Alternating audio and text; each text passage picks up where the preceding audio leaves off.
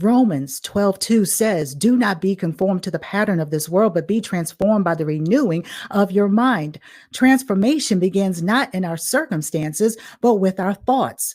How we perceive the world shapes our reality, and negative thinking can keep us trapped in fear, doubt, and defeat. Think about it. Have you ever faced a challenge that seemed insurmountable simply because of how you thought about it?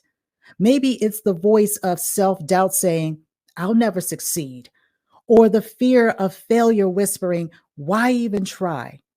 These thoughts are powerful. And if left unchecked, they shape how we see ourselves, how we see others, and even how we see God. But the good news is we don't have to stay stuck.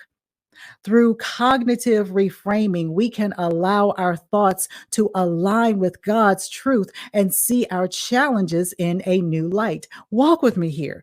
The Bible is full of examples of reframing. Take Joseph in Genesis, betrayed by his brothers, sold into slavery, and thrown into prison.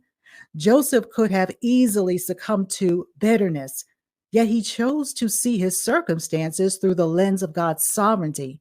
In Genesis chapter 50, verse 20, Joseph says to his brothers, "You intended to harm me, but God intended it for good." Joseph reframed his pain as part of God's greater plan, which allowed him to forgive and step into his purpose.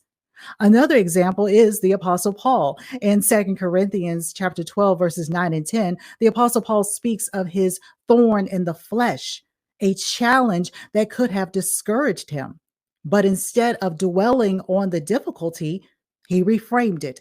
He said, "Therefore, I will boast all the more gladly about my weakness so that Christ's power may rest on me." The Apostle Paul understood that his weakness was an opportunity for God's strength to shine, and that perspective transformed his approach to trials. Even Jesus Christ himself modeled this reframing. In the Garden of Gethsemane, as he faced the cross, he prayed, "Not my will, but yours be done."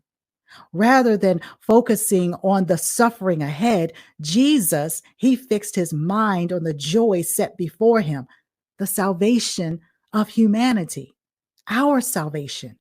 This is the ultimate act of reframing. It allowed him to endure the cross with purpose and resolve.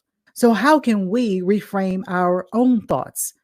Well, here are three practical steps. Number one, identify the thought. Start by recognizing the negative or limiting belief. Maybe it's, "I'm not good enough," or "This will never work." Number two, challenge the thought. Ask, "Is this true?"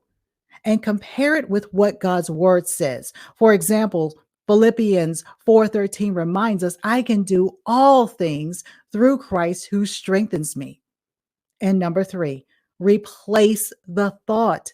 Reframe it into something aligned with God's truth. Instead of thinking, "I'm not good enough," declare, "I am fearfully and wonderfully made." Reframing isn't just for Bible heroes, it works in real life too, on this side of eternity. Think of someone who overcame adversity by changing their perspective. Maybe a friend lost a job, but they saw it as an opportunity to pursue their true calling, or someone battling illness who chose to focus on gratitude rather than despair.